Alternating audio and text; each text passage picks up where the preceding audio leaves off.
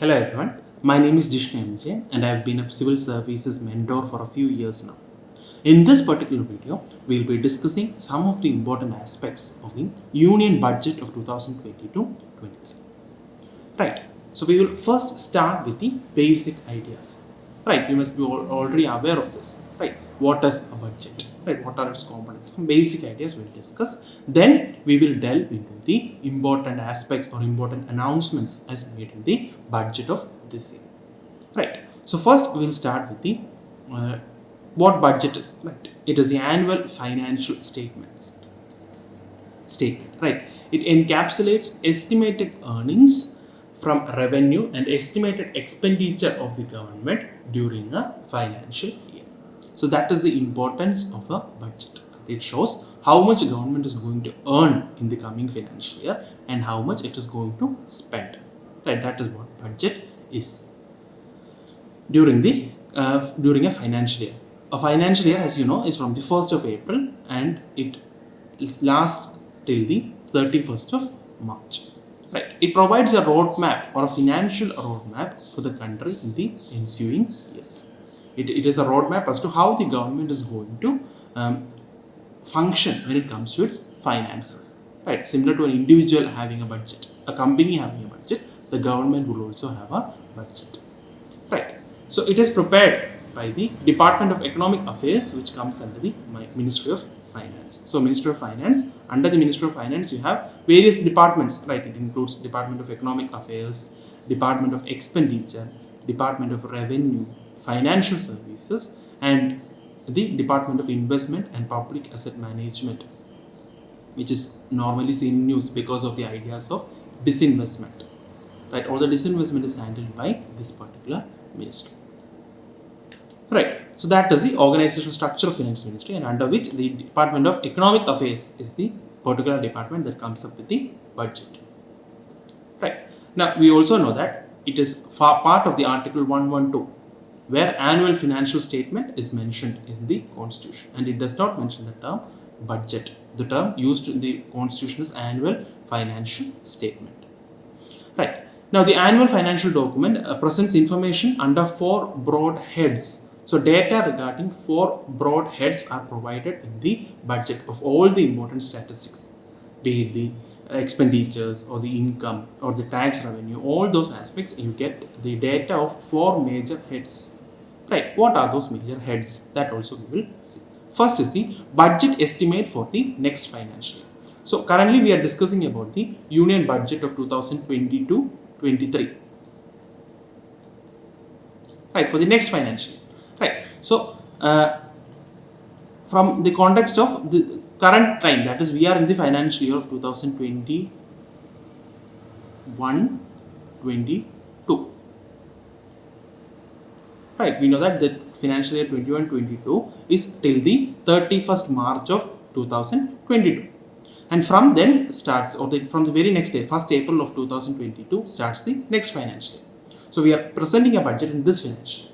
Right, it will contain the details regarding the following heads. Right, the budget estimates of all the important data. You will get budget estimates for the next financial year, that is for the year 2022-23.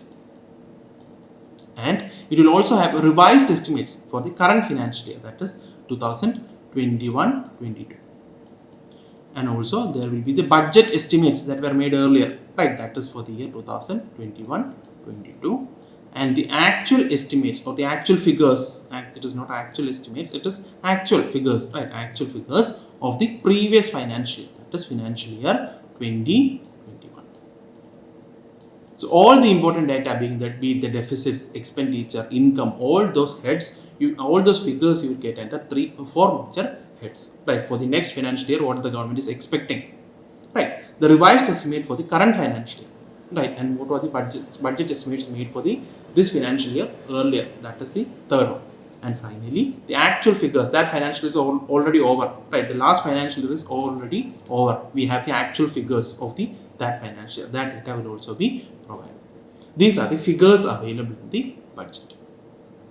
Right, now coming to the terms used, right, you are already aware of this, but the the public finance related concepts, right? We know that budget deficit is a term which we don't normally use, right? It is a concept where it is a difference between total expenditure and total receipts, right? But it is not very much of use, right? But what we use is the concept of fiscal deficit, where it is a difference between total expenditure minus total receipts plus non-debt creating capital receipts. So this is fiscal deficit is an indicator as to how much the government is, how much is the shortage of revenue for the government, right? How much the government has to borrow. All those aspects you can get from the concept of fiscal deficit. That is the importance of fiscal deficit. Right now, when it comes to primary deficit, it is the difference between fiscal deficit and interest payments. Whatever interest payments are made by the government, that is subtracted to get the primary deficit. Then revenue deficit, we know that there are two accounts, revenue account and capital account, right? Revenue deficit is the difference between revenue expenses and revenue receipts. And finally, effective revenue deficit is again a concept, effective revenue deficit, right? This is again a concept where it is a revenue deficit minus there are certain grants that are given by the government. Central government gives some grants to the state governments.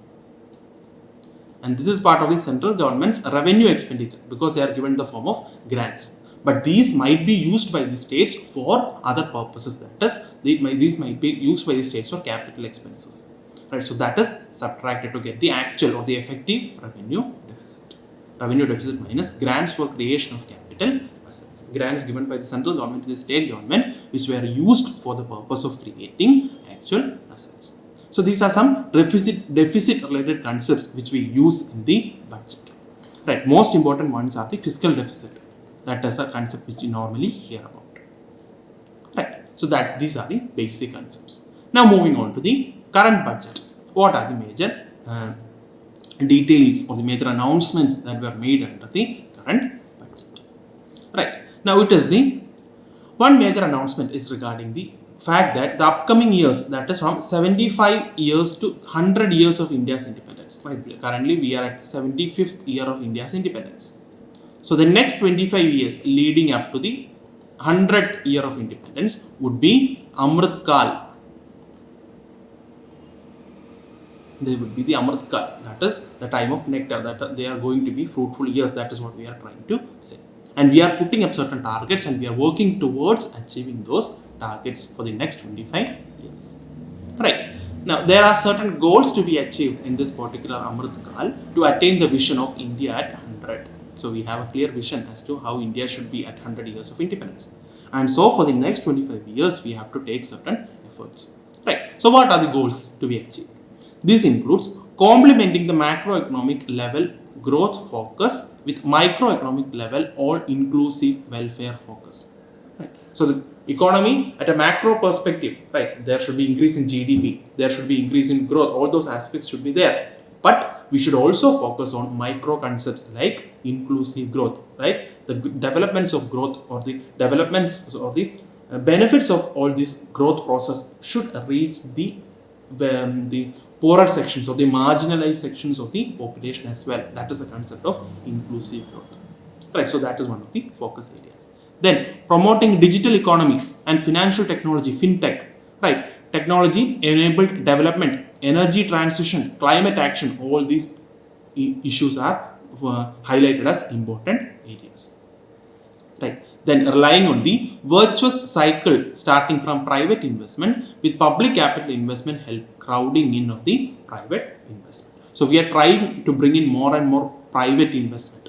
For that to happen, initially government is trying to make from the part of the government there is going to be public investment, and that is going to help a virtuous cycle of growth where there is progress with the investment made in the public sector. By the public sector, there is development happening, growth happening, people have income, and that is going to have further levels of multiple impacts. That is what we call the concept of multiplier in economics, right? The initial investment is going to bring in more and more cycles of investment, and more private sector is going to get involved, creating a virtuous cycle of investment and crowding in of private investment, more and more public investment, also private investment coming in for helping the development process. These are the basic concepts used in the basic goals that are set for the year for the 100th year of independence.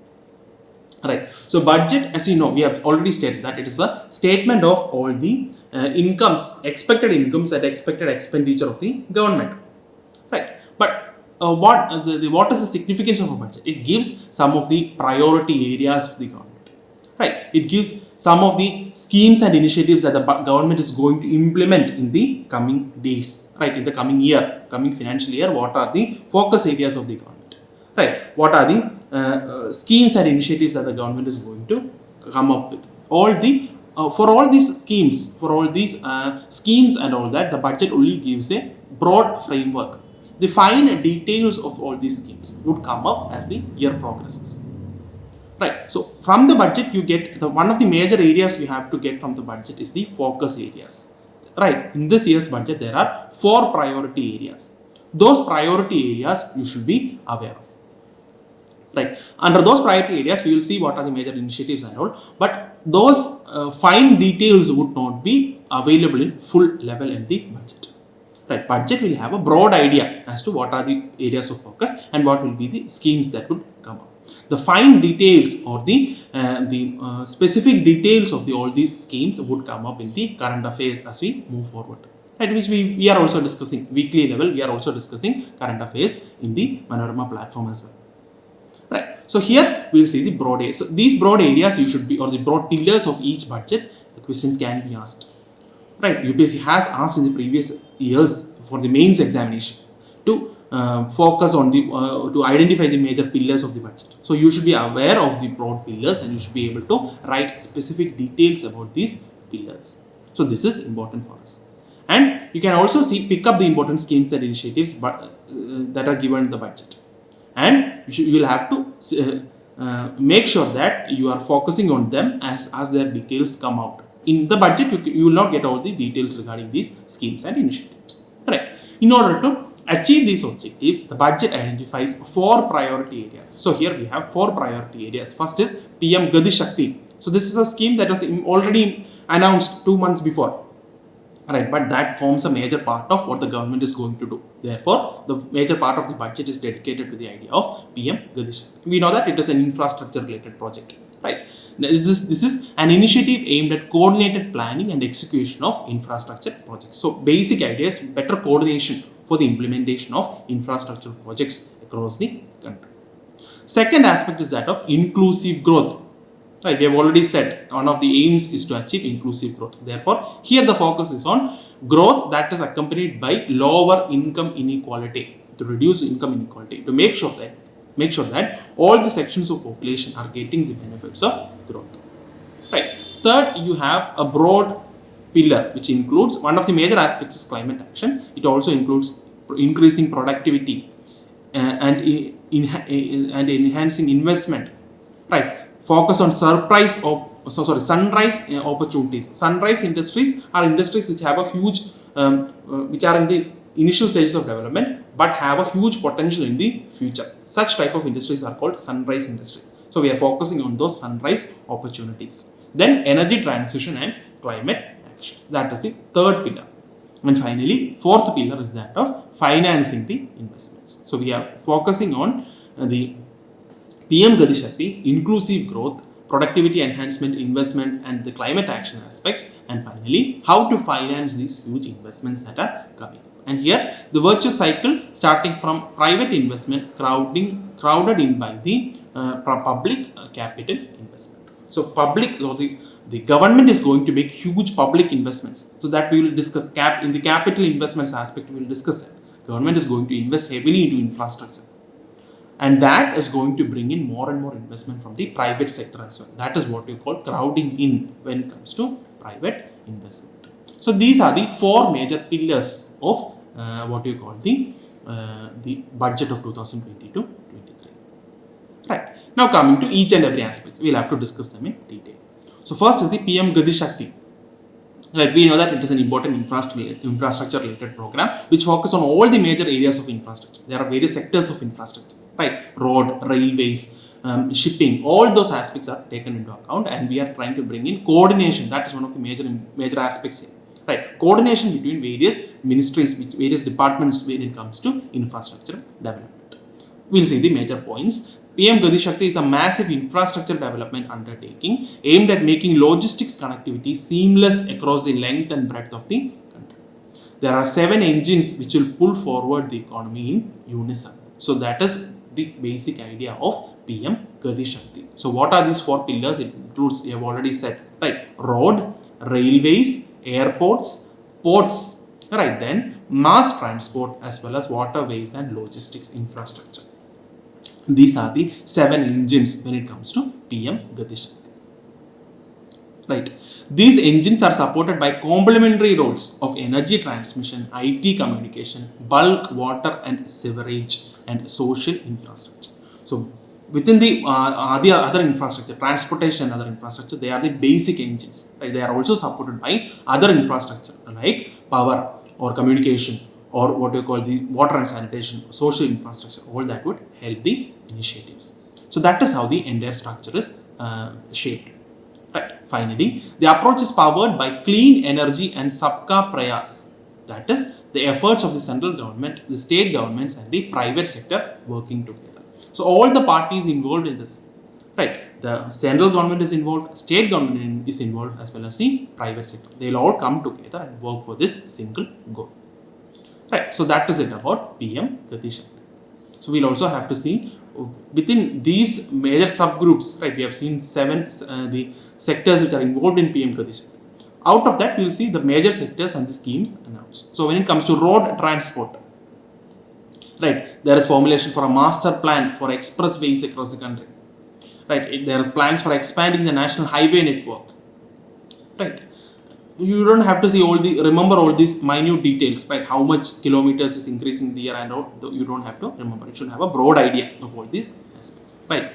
20,000 crores would be mobilized through innovative ways of financing to complement the public resources. So one important aspect throughout the budget is the focus on private investment along with government investments, right? Then railways. Railways has been an area which is going to be given huge focus. The budget focuses heavily on the railways, right? You must be aware of the fact that out of the total freight transport or the total goods transport in the country, at the time of independence, we had approximately around 70% of the goods being transported through railways, and 30% was through roadways at the time of independence. Now currently it is almost exactly the opposite. Currently around 70% of the goods are transported through roadways, and around 30% only is transported through railways. So this is a situation which is not good, because we consider railways as a more efficient mode of transportation, especially when it comes to goods. Right, it is more eco-friendly, and it efficient. It uses less fuel. It is more fuel efficient also. Right, all those aspects are there, but over the years this has been a major concern. This shift has been a major concern. So we are focusing heavily on railways for both freight transport as well as passenger transport. That is evident from the various schemes and initiatives that are given here. Right. Now, one station, one product concept to help local business and supply chains. That is one of the important aspects. Right. You must be aware of the one district, one product. We are also having similar schemes in other aspects as well.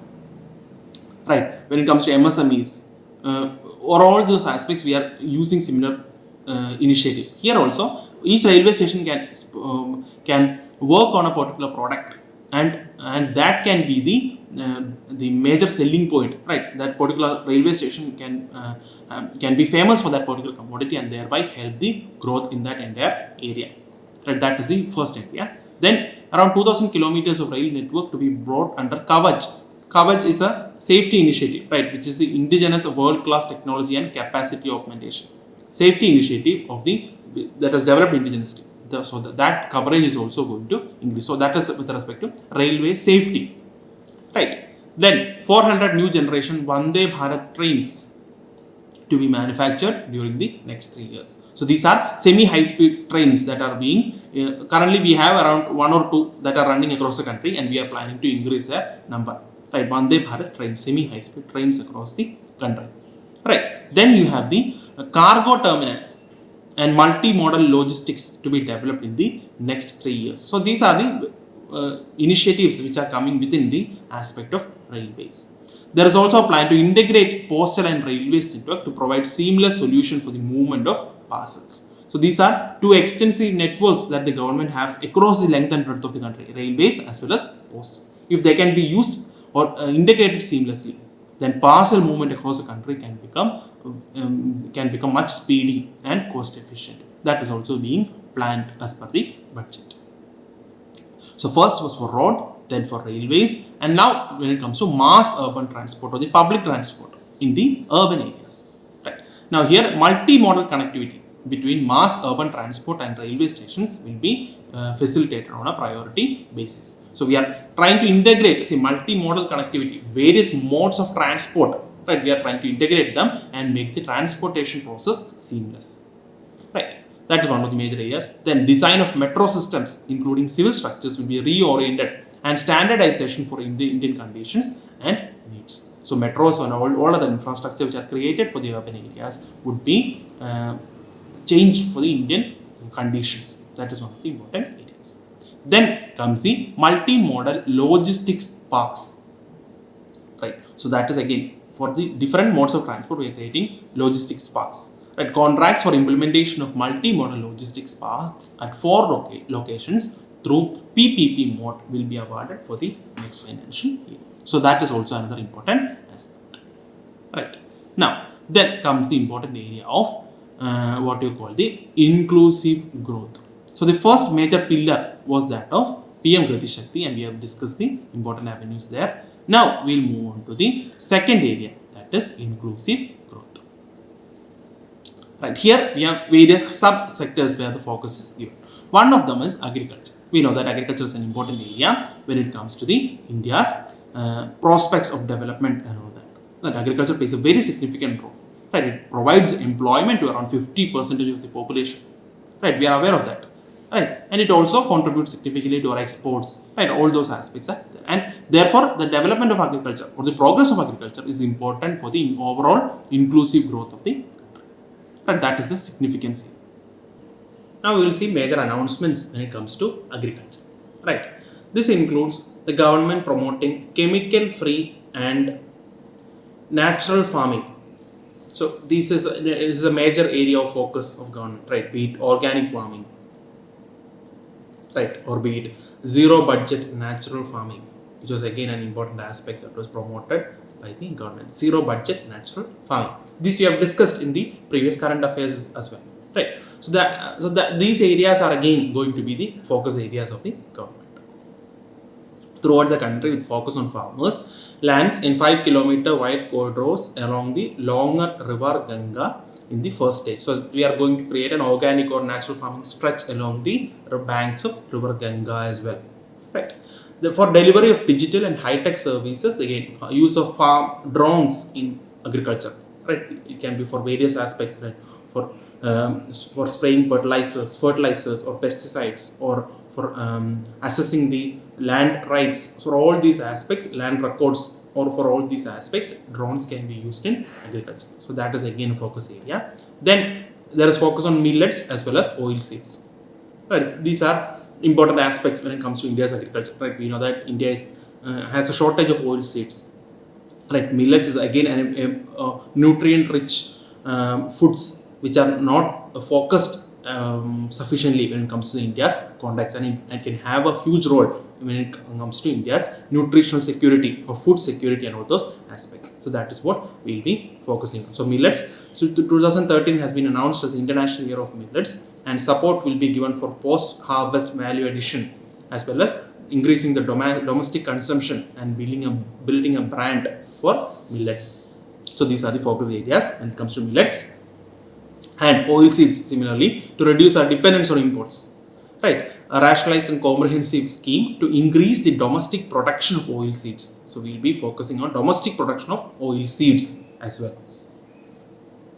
Then a fund will be set up by NABARD which will enhance the startups in agriculture. So NABARD, as you know, is the National Bank for Agriculture and Rural Development, and it takes various efforts to enhance the agricultural situation in the country. So NABARD will create a separate fund for the increasing startups in the case of agriculture and rural enterprises, right? Relevant to farm producer value chain. The activities for these startups will include supporting of farmer producer organizations, building machinery for farmers, right? FPOs are farmer producer organizations where farmers come together and engage in the farming activity, right?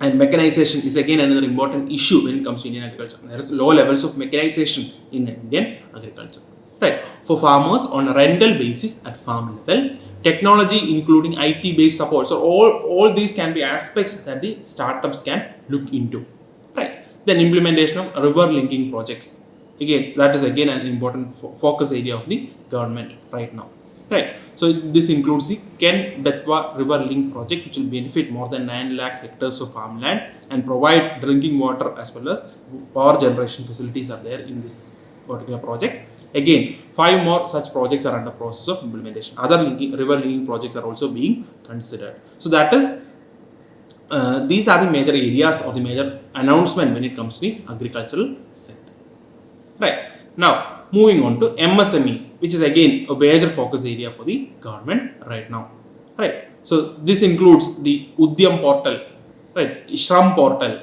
NCS or ASIM portal. So all these are various portals which are regarding the MSME sector, right? Udyam is for the entrepreneurs, right? Shram portal is for laborers. So similarly, we have similar various portals in the MSME sector. We are trying to interlink all these different portals and create a proper repository of all the data, right? Again, another important initiative that came up during the COVID-19 pandemic was the Emergency Credit Line Guarantee Scheme, right? This was an important initiative and it is being frequently quoted by the government in various reports. So it becomes a very important scheme for us, right? So Emergency Credit Line Guarantee Scheme, right? So this provides the required the credit guarantee scheme. That means for the banks, right? So for the already MSMEs who had taken credit even before pandemic, right? So because of pandemic, they were facing so many issues, and they were in demand for, or they wanted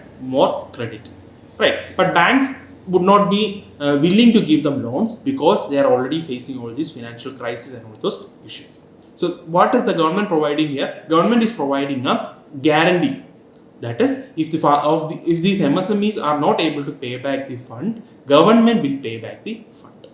So by that means 100% credit guarantee is provided. By that means more and more banks would provide loans for these MSMEs which are in dire need of funds because of the pandemic and related issues. So that is a very important scheme and has been relatively successful, right? The scheme has been provided much needed credit to various MSMEs and this will be extended further to March 2023. Right. Then the Credit Guarantee Trust for MSME. So this is the agency that provides the credit guarantee. So they will be revamped. The particular agency will be revamped and that will be provided with more funds. Right. Again, raising and accelerating MSME performance program. So various initiatives to improve their efficiency, that would also be coming up. So these are the major initiatives when it comes to MSMEs. Right. Then another important aspect. So we are discussing about the idea of inclusive development, right? We have discussed agriculture and now we have discussed MSMEs. Then you have another area which is skill development as well as education, which is another area of focus, right? So the digital ecosystem for skilling and livelihood, that is DESH. That is a portal which will be launched to empower citizens to skill, reskill and upskill through online learning. So an online learning or skill development platform would be set up called DESH, right? So all these initiatives, we are only discussing the outline or just the scheme details or the basic idea. That is because only that would be provided as part of the budget. The further details would come as the scheme is implemented, right?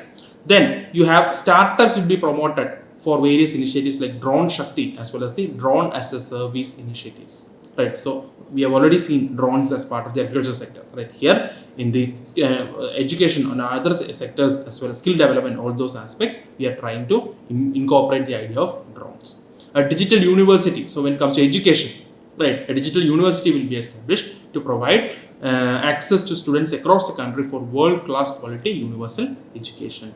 One class, one TV channel would be provided. So for a particular standard or a particular class, a particular TV channel would be provided under the PM E-Vidya, and that will be expanded from 12 to 200 TV channels. So wider coverage of classes would happen, right? Then virtual labs for science and mathematics, skilling e-labs for simulated learning, or all these technology related aspects would be integrated into the education system in the country, right? High quality e-content in all spoken languages will be developed for delivering through internet, mobile phones, TV and radio through the digital teachers. So all these aspects will be taken into consideration. Then a competitive mechanism for development of quality content for teachers. So all these aspects will be taken into consideration when it comes to education.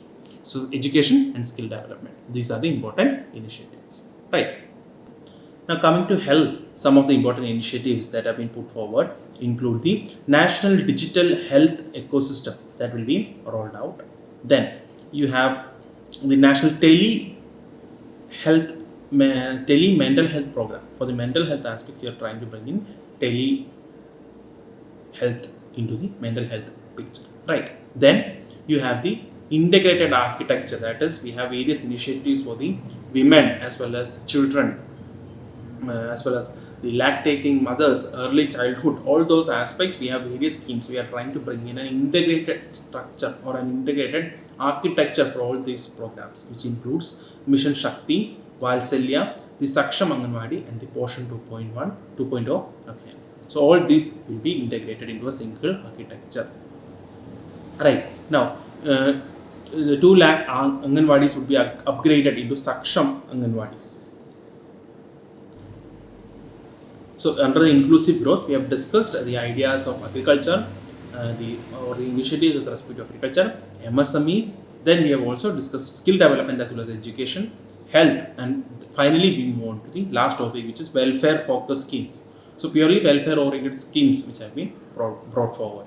So already existing welfare schemes are going to continue with all the allocations that are being provided to them, including the Har Ghar Nal Se Jal initiatives and or the water supply to every household, right? Then Awas Yojana for housing, then aspirational blocks program for the poorest districts as well as the poorest blocks. We have the aspirational districts initiative. Then new initiatives like PM Divine, right? PM Divine is the Prime Minister's Development Initiative for Northeastern region, right? And it aims to fund infelt needs of the northeastern portions of the country. Right, then you have the Vibrant Villages program, where you are targeting development of villages in the northern border left out of the development gain. So the border areas where development has not reached, we are focusing those villages under the Vibrant Village program. Then the digital banking of post offices. So we are trying to bring in the post offices into the core banking systems, right? Where already we have all the banks across the country are connected to the core banking system, where transactions are taking place on a much quicker basis, right? All the transactions can take place. You can get details of the accounts. All these details are available in a central banking system, that is the core banking system. And banks are already integrated into this. Now we are trying to include the post offices also into this particular network. So it will help the financial inclusion, digital economy, all those aspects would be benefited from this initiative. Then you have for digital payments, scheduled commercial banks they are going to set up digital banking units in the 75 districts across the country. So digital banking would be another focus area. So these are the broader areas when it comes to inclusive growth and development, right?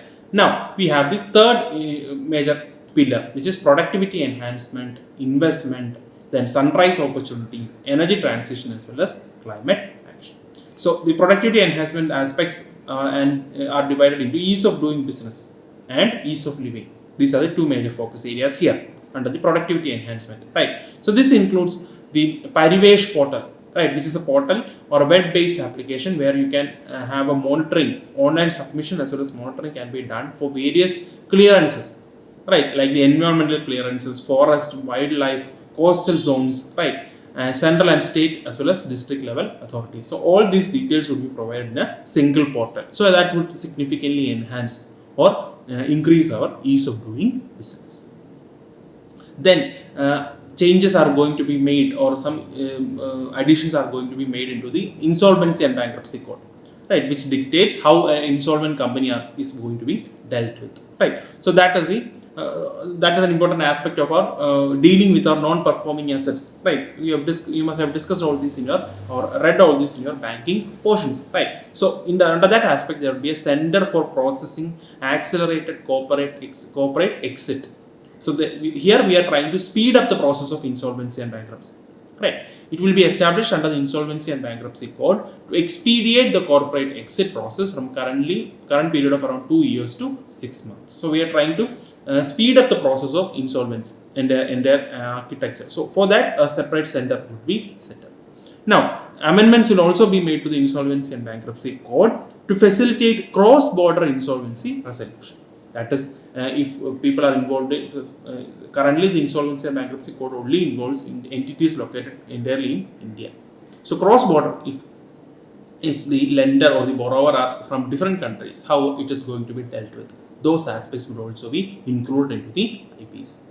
Right. Then unique land parcel identification number is another major initiative, where a 14-digit identification number for every plot of land in the country, to link it to Aadhaar, court records as well as bank records. So land records is a major area where India is facing some issues. So we are trying to address that with the unique land parcel identification. Right. Then you have the Special Economic Zones Act. So special economic zones are economic enclaves within the country which typically have different economic laws than the rest of the country, and they are usually brought out to say for example increase the investments, increase employment, or usually it is done to increase exports from a particular country, right? So we have a CES Act of 2005, right, and there are various issues with respect to it, and the CES infrastructure in the country, or the number of CES in the country, or their production and all has remained almost stagnant, right, and or at least it has not reached up to the potential which we expected, right? So they have underperformed is what we can safely say. The special economic zones in the country have underperformed.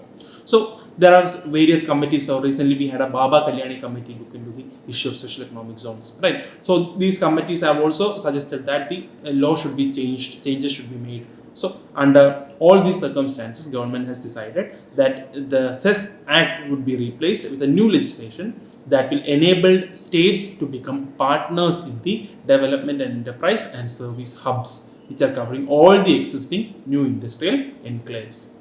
So no new law will be brought in to cover this aspect. So these are the important aspects when it comes to ease of doing business. Right. Now there are initiatives aimed at improving the ease of living. Right. This includes issue of e-passports. Right. Using embedded chip and futuristic technology. So passports would be electronic passports. Then you have establishment of centers of excellence in urban planning. Right. So urban planning is an area where we are going to give focus on to make recommendations on urban sector policies, capacity building, planning, implementation as well as governance. Right. Shift to use of public transport in areas where and it will be complemented by clean tech and governance solutions, special mobility zones, and zero fossil fuel policy as well as electronic vehicles. So urban planning, public transport, especially focusing on electric vehicles and low carbon emitting vehicles is another focus area. Then battery swapping policy. Right, battery swapping is another, because we have electric vehicles, we are trying to bring in electric vehicle infrastructure in the country. Right, and one of the major issues, especially in urban areas, is the charging infrastructure. Right, usually charging your electric vehicle takes up to 2 hours. Right, and that in urban areas you are not going to wait for that much time. You don't have sufficient land and all those facilities to have such huge electric charging facilities. Right, so what we are trying to bring in is battery swapping facility. Right, you are going in with your vehicle where the charge is low. You are giving your battery and getting a fully charged battery in exchange, and then you are moving ahead. Right, that is the idea of battery swapping. Right, so all those finer details of this would come up later on. Right, to overcome urban space constraints, the electric vehicle charging infrastructure and provide energy as a service to improve the EV ecosystem. We are trying to bring in this idea of battery swapping. So all these are parts of the initial area, that is ease of doing business as well as ease of living. That is part of the productivity enhancement aspects. Right. Then you have the initiatives when it comes to sunrise opportunities. Right. Sunrise industries we have already said. That is industries which have huge potential in the future or are in the initial stages of development right now, but have huge development or huge prospects in the future. Right. So government contribution is provided for R&D in sunrise opportunities like AI, artificial intelligence, right? Geospatial systems, drones, semiconductors, right? Space, genomics, pharma, green energy, as well as clean mobility systems would be focused on, right? Then when it comes to energy as well as climate action, also some efforts are being taken, right? What are they? First one is regarding the low carbon development strategy. Right, India, as part of our commitments to the UN, right, Conference on Parties, we have come up with a Panchamarat solution where we are trying to reduce the dependence on carbon dioxide or the carbon fuels. That is one of the major aspects of that. So that will again be the focus. Panchamarat solution, along with we have a strong commitment towards sustainable development with low carbon development strategy. That is the essential idea. The focus area here is again solar power. Right. Now we also have pilot coal gasification and conversion of coal into chemicals required for industry. So avenues to make use of coal would also be set up. Right. Then legislative changes to be brought in to promote agroforestry as well as private forestry related aspects where there are some legal constraints that would be changed. Right. Then circular economy is again another important concept that will be supported by active public policies covering regulation, extended producer responsibilities, framework and innovation facilitation. That is again important aspect. So circular economy essentially deals with reusing of all these vehicles, all the products, right, reducing harm on environment. That is what we call the circular economy, right? It is a model of production and consumption which involves sharing, leasing, reusing, repairing, refurbishing, recycling existing materials and products that are as long as possible. So we are trying to reduce wastage and using whatever products that we have up to its maximum potential. That is the idea of the circular economy, right? Now, in this way, life cycle of products gets extended. That is a benefit here, right? Then you have financing of investments. That is the fourth major pillar, right? Here, the focus area we have already said is that government is going to invest more on the capital expenditure. So we have the revenue expenditure and capital expenditure when it comes to government's expenditure, right? So revenue expenditure is on the day-to-day expenses, pensions, payment of salaries, defense, all those comes under the revenue expenditure. Capital expenditure is expenditure where government is engaging so that it creates assets for the government. Right, it creates assets. Essentially, the most important component of that is the investment in infrastructure. Right, so here government is trying to bring in more investment, and that is going to have multiplier impacts, and then it is going to crowd in or bring in more and more private investment. That is the idea we are trying to promote. So there is also an idea of crowding out. Right, crowding out is where when government invests more, right, then it means that there is lower funds available for the private sector, and therefore private sector investment reduces. That is the idea of crowding out. But here government is categorically saying that with more government investment, in at least in the context of India, at least in the last 2-3 decades, we have not seen the idea of crowding out. So that is why government is very sure or very positive in its thinking that more public investment would bring in more and more private investment. That is the idea of crowding in. Right, public investment to continue to pump prime or bring in more and more private investment and demand in 2022-23. That can create a virtuous cycle of investment that requires public investment to crowd in private investment. Right, that is the basic idea.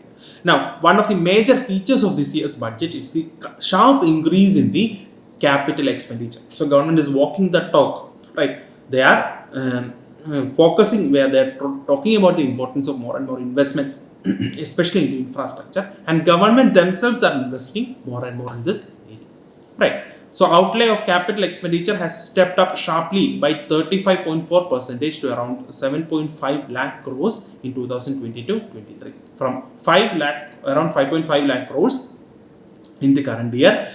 This outlay in 2022-23 will be 2.9% of the GDP. So in the figure here we have shown that, right? In this particular figure, we have the capital expenditure which is shown in the dotted lines, and the revenue expenditure is the other line, right? So from 2020-21 we are seeing an increase in the capital expenditure, and here we are again substantially increasing our capital expenditure and reducing our revenue expenditure, because capital expenditure helps us in the future growth, right? It helps us creating infrastructure that would serve as a base for further development in the country, right? That is one of the important aspects. Now, effective capital expenditure of the central government is estimated to be 10.68 crores in 2022-23, which is about 4.1% of the GDP. So, similar to revenue earlier we discussed revenue deficit as well as effective revenue deficit. Right, there we talked about the concept of government giving grants, which is part of government's revenue expenditure. Right, and it goes to the from central government to the state government. But states may use these particular funds for capital expenditure, for creating infrastructure and so on. Right, therefore there is there's an underestimation of capital expenditure. So this part of the revenue grants that are taken by central governments from central governments by the state governments and are used for capital expenditure, that is also included into the capital expenditure to get the idea of effective capital expenditure. So that is the idea of effective capital expenditure. So it says that effective capital expenditure is around 4.9% of GDP. That is a new concept that is we have discussed it somewhere, but here it is being highlighted in this year's budget. The concept of effective capital expenditure is highlighted. So that is another important aspect. Right, so these are the major avenues. So again, now that is with regard to the central government. There is change and government is trying to invest more into capital expenditure.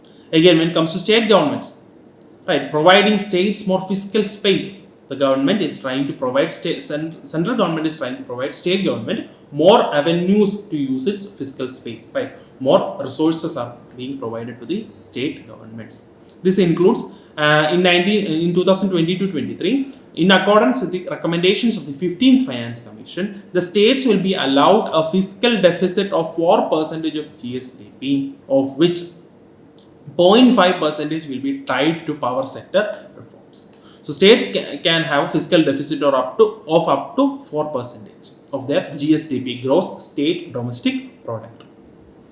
Right, that is the limit that has been given. So that provided, so that is, it includes the 0.5% tied to power sector reforms. So normal conditions, they can give up to, the fiscal deficit of the state can be up to 3.5%. But if states implement certain power sector reforms, an additional 0.5% of deficit can be taken. So the total limit is up to 4%. Right. Then for 2022 year, interest-free loans are over and above the normal borrowings that is provided to the states. Right, states can use these funds through this channel for implementing various projects like Gati, Shakti, rural roads, digitization, town planning, etc. So interest-free loans would be provided to the state governments from the central government. That is again an important aspect. Right, now creation of sovereign green bonds. Right, green bonds, as you know, are used to raise funds when it comes to green infrastructure projects. Right, projects where there is projects that are environment friendly. That's why they are called green bonds. So sovereign green bonds means those are issued by the central government and they are going to be used for green projects. Right, so such bonds would be issued in 2022-23 for mobilizing resources for green infrastructure projects. That is again an important source of financing. So we are discussing about the alternative avenues of financing. First we discussed about central government increasing its expenditure. Then we discussed about states being provided additional funds. Then we are discussing about creation of or raising funds from the market through green sovereign bonds. Right. Then you have an international arbitration center. Right, would be set up at the GIFT city, which is in Gujarat, right, for timely settlement of disputes and international jurisprudence. Right, so an arbitration center to resolve disputes would be set up.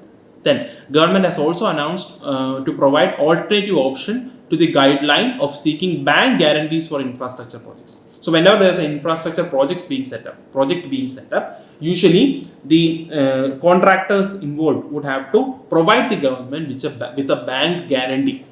That is to make sure that they do not abandon the project midway. Right? Even if they abandon the project, government has some funds at least from them. So that is the idea of bank guarantee. Right? So the bank guarantees are usually given by the contractors, and these are idle funds. Right? These funds cannot be used for anything else. Right? So here, because the bank guarantees have become an issue, and a huge amount of funds are locked up in this particular system. From the contractors, they have to set up a huge part of their funds as part of these bank guarantees. Right? So we are trying to bring an alternative system called the surety bonds.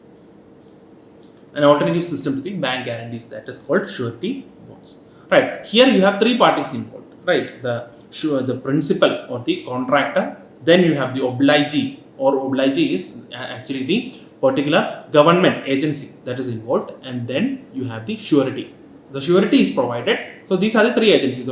This is a tri-party agreement. Three parties are involved. Right? We have already said the principal, which is the contractor. Then you have the obligee, which is the government, right, which is trying to implement this project. Right? Then you have the surety. So here the surety is provided by the insurance companies. So that is why these are called surety bonds. Right? So the Insurance Regulatory and Development Authority, or IRDA, is the agency which has come up with the framework for the implementation of surety bonds. Because we have said it is the insurance companies provide these surety bonds. So the insurance companies, as you know, are regulated by the Insurance Regulatory Development Authority of India. Right? They have come up with regulations, framework to replace the need for bank guarantees with surety bonds. Right, with typically 20% of their funds getting locked up in bank guarantees. So they have to, if you see the contractor, around 20% of the total funds are getting stuck in this bank guarantees, and therefore they might face dearth of funds or shortage of funds, etc. Right? With this particular move of providing surety bonds, it can free up nearly 8 lakh crores of private sector funds. So it can create more and more funds for further infrastructure development. That is the benefit. Right? So here in case of surety bonds, these what happens is that it is a system where the surety bonds are provided by the insurance company on behalf of the contractor. On behalf of the contractor, the insurance company provides a surety bond. And if the contractor does not complete the project, right, and they abandon the project midway, government can encash funds from this surety bonds. That is the essential idea here. So they are created as an alternative to the banking guarantees or the bank guarantees that are provided. Right. Now moving on, and there will also be creation of data centers and energy storage systems and charging infrastructure. All these would be created for the especially for the electric vehicles. Right? Included, see, all these data centers, energy storage systems, they will be made part of they will be declared as infrastructure, so that they will get more and more funding. That is the essential idea here. Right? We are discussing about funding of the infrastructure. Right? They will be included in the harmonized list of infrastructure. They will be part of infrastructure. And making them part of infrastructure would make sure that they are getting enough funding from the government, from the banks. Right? This will facilitate credit availability and digital infrastructure, as well as clean energy storage. All these benefits would be there. Now, measures to aid investment in venture capital as well as private equity investment. So avenues of all these would be expanded. Another important initiative that has been announced is the fact that a digital rupee would be issued by the RBI using blockchain and other technologies. So in the coming financial year, government will be issuing a digital currency. Right? We know that there are various digital currencies which are existing, like your bitcoins or your cryptocurrencies, right? Bitcoins or your Ethereum. See, these are examples of private currencies, private cryptocurrencies. Right? So here government is bringing up a digital currency. Right? Or digital currency from the part of government means that it would be a legal tender. That is a difference here. Other cryptocurrencies are not legal tender. Legal tender means a person who has taken debt cannot deny this when you are repaying that debt in terms of a particular asset. That in our country, currency, you have coins currently you have currency and coins that are accepted as legal tender. Only those are accepted as legal tender. Right? You cannot take a loan and say that you will pay back in gold. Right? If you say that you pay back in gold, the person who has given you a loan can either accept or he can decline. Right? That is because it is not legal tender. But coins and currency are legal tender. They cannot be declined. So if government comes up with a digital currency, that will again be a legal tender. That is the difference there. Right. Now when it comes to fiscal management, what are the major aspects? That also we will have to see. Now first we have given a broad idea, right? We should have a broad idea of all this, right? How much is the total GDP of the country? It is expected to be around 258 lakh crores, right, in 2022-23. And we are expecting growth rate of 11.1% when it comes to the nominal GDP. Right, the total expenditure of the country, right? It is expected to be around 40 lakh crores, and out of that, revenue expenditure is around 32 lakh crores, and remaining 8 lakh crores, approximately around 8 lakh crores is capital expenditure. All these basic ideas, you should have some idea, right? How much, as a citizen of a country, you should be aware of all these basic facts, right? We have only included the required facts, right? We have not we have not burdened you with facts, but some important facts we have given out here, right?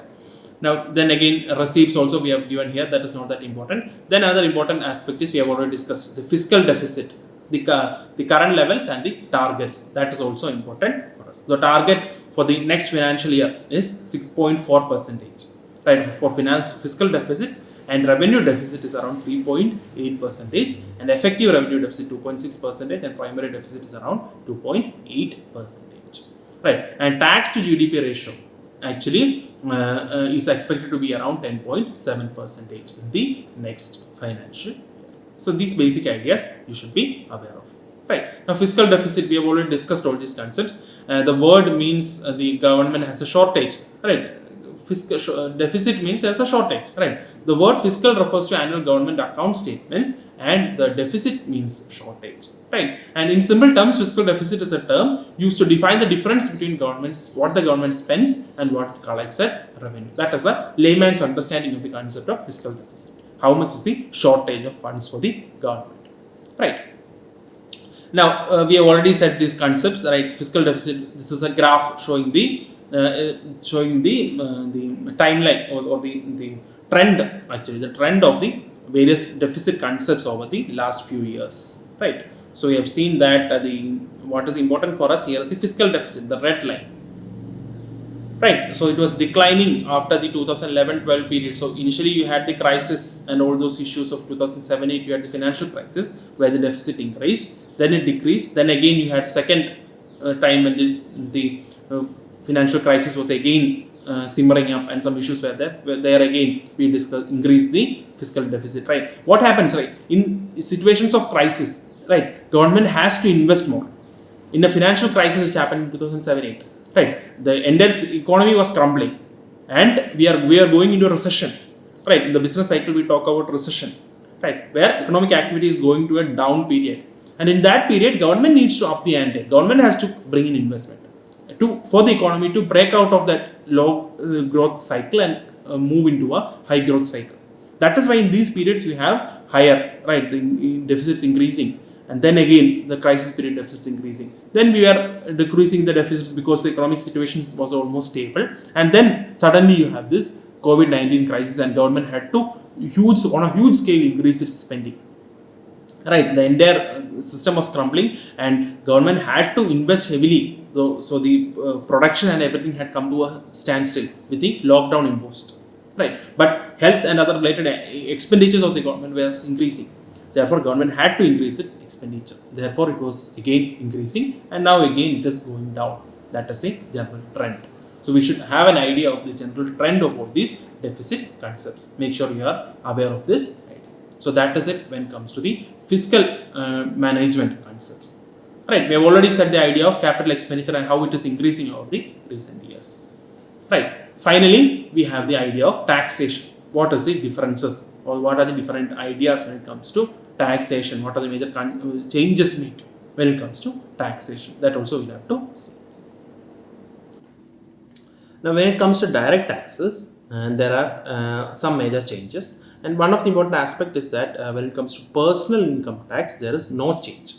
The taxation system has not, the tax slabs or anything has not changed. Income tax, right? The budget has also proposed imposing a 30% tax on virtual assets. That is a major change here, right? Virtual assets like our cryptocurrencies, like we said Bitcoin, Ethereum, or such cryptocurrencies, and non-fungible tokens or NFTs. So these are new, relatively newer digital assets, right? So these are actually not under the control of the government, right? So government money supply does not include these digital assets like cryptocurrencies and NFTs. So it becomes difficult for the government to manage the money supply. So these assets become out of the control of the government. That is a major concern when it comes to these cryptocurrencies or NFTs. So here what we are trying to do, we are trying to impose a 30% tax on virtual assets. First principle, right? And second important is that a 1% TDS, tax deduction at source. So it is a small tax, it is only 1% tax, but it helps the government to keep track on the transactions that are happening in this regard, that is with respect to the digital assets. Right, 1% would be levied on transactions above a certain threshold, and there will be no reductions or exemptions allowed from this, and loss from transfer of one asset cannot be set off against another income. So there can be no tax deductions or anything, you have to compulsorily pay these taxes. So 30% on the capital gains, 30% is on the gain of an asset, right? So capital gains is, say for example, when you buy gold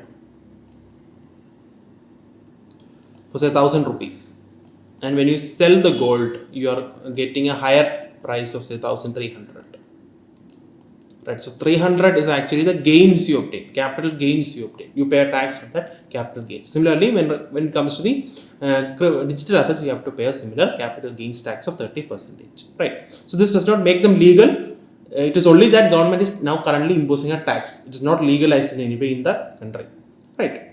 Now, there is also provision for updated return, right? That is, whenever you have made some mistakes in your taxation, you can add some additional income to your taxation, to your taxable income, and pay taxes for up to 2 years after the end of the particular year, right? The budget proposes a new provision permitting taxpayers to file an updated return on the payment of additional tax. So that you can pay an additional return whenever, if you say for example, forget some certain incomes, forget to mention certain income when you're filing your taxes for a particular assessment year, right? You forgot to mention that, and whenever you remember, you can update the tax returns and pay the additional taxation. So it does not lead to any kind of litigation or anything. So that is this is part of the improving your taxation system, right? These updated returns can be filed within 2 years from the end of the relevant assessment year. So it does not lead to any litigation or anything. The process is simplified,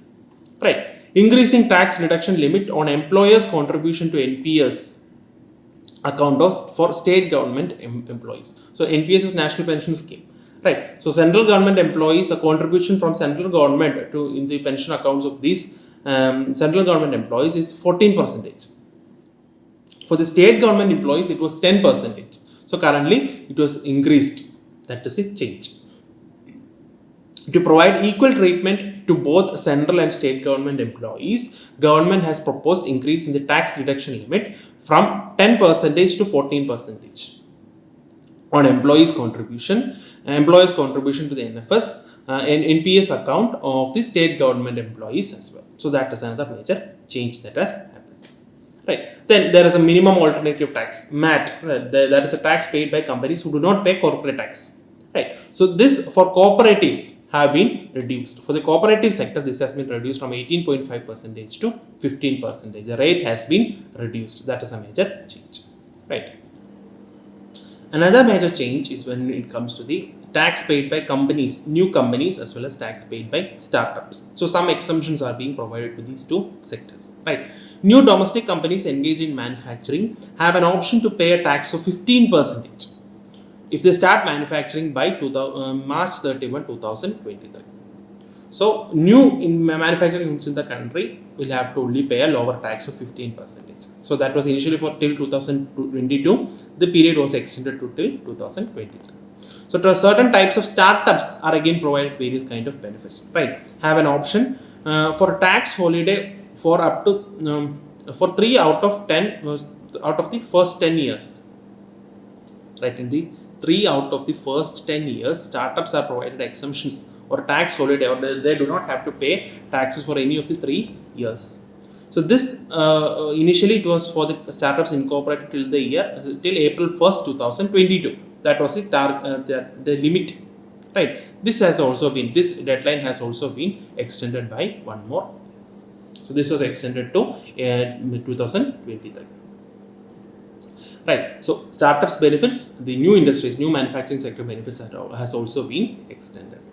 These are the other major changes. Now, when it comes to indirect taxes, there are not many changes because we know that GST has subsumed many of the indirect taxes. Right. The only what is remaining is customs duty or some small taxes when it comes to central level.